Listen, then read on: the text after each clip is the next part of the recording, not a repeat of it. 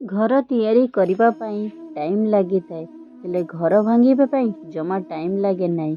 सेहीपरि जणे भल बंधु मिलिबा पई टाइम लगी थाए किंतु शत्रु हेबा पई समय लगे नाही। संपर्क गढ़िबा पई जीवन बीती जाए किंतु संपर्क बिगाड़िया पई टाइम लगे नाही।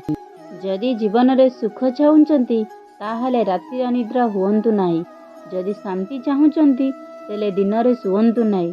जदि सम्मान चाहुचंती तेबे फालतू कथारे मुंड पुरांतु नाही। जदि भल पाइबा चाहुचंती तेबे परिवार को केबे भी छाड़ंतु नाही।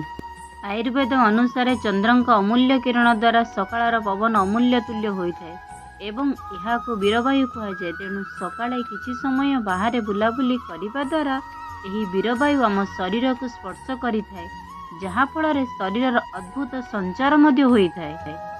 सकाळर ताजा वायु शरीरर बाजिबा द्वारा शरीर दिन सारा फूर्ति रही थाए। जेकोसी कार्य करिथांतु ताहा संपूर्ण होइथाए। एहा सहित आम शरीर निरोग रही थाए, मन सर्वदा शांत रही थाए। सेतिपई सकाळ टाइम रे बुलाबुली करिवाटा भल। सकाळ उठिला परे प्रथमे नित्यकर्म सारी दियंतु। स्नान सरिला परे तुलसी गछरे पानी दियंतु। तुलसी गछरे पानी देवा द्वारा घरे धन समृद्धि वृद्धि होइथाए। यह सहित बहुत सकारात्मक शक्ति प्रभाव परिवार उपरे पड़े। सकाळ उठिबा परे गोटे तंबा पात्र रे किछि जल नियंतु। सेथिरे तुलसी पत्र पकाई घर भितर एवं बाहर छिंचंतु। एहा द्वारा घर नकारात्मक शक्ति दूर होबा द्वारा घरे सुख समृद्धि वृद्धि हुए। रविवार रे जन्म होइतिबा व्यक्ति स्वभाव क्रोधित होइथांती, सबुबले कामातुर भावना रखिथांती, अभिमानी स्वभावर होइथांती, क्रीड़ा क्षेत्र रे रुचि रखिथांती। एही बार रे जन्म होइतिबा पुरुष माने स्त्री को भल पाइबा सह घरर परिवार लोकंक मध्य शांति रे रखिथांती। सोमवार रे जन्म होइतिबा व्यक्ति माने अलसुआ स्वभावर होइथांती, अन्य मानक संपर्क रे सर्वदा अल्प भाबुथांती। एमाने निज इच्छा मुताबक काम करिबा पई सबुदिन किछि ना किछि नुआ करिवार आशा रखिथाए किंतु एथिरे विफल होइथांती। मंगलवार रे जन्म होइतिबा व्यक्ति बहुत भाग्यशाली होइथाए। एही दिन रे जन्म होइतिबा व्यक्ति बहुत परिश्रमी होइथांती।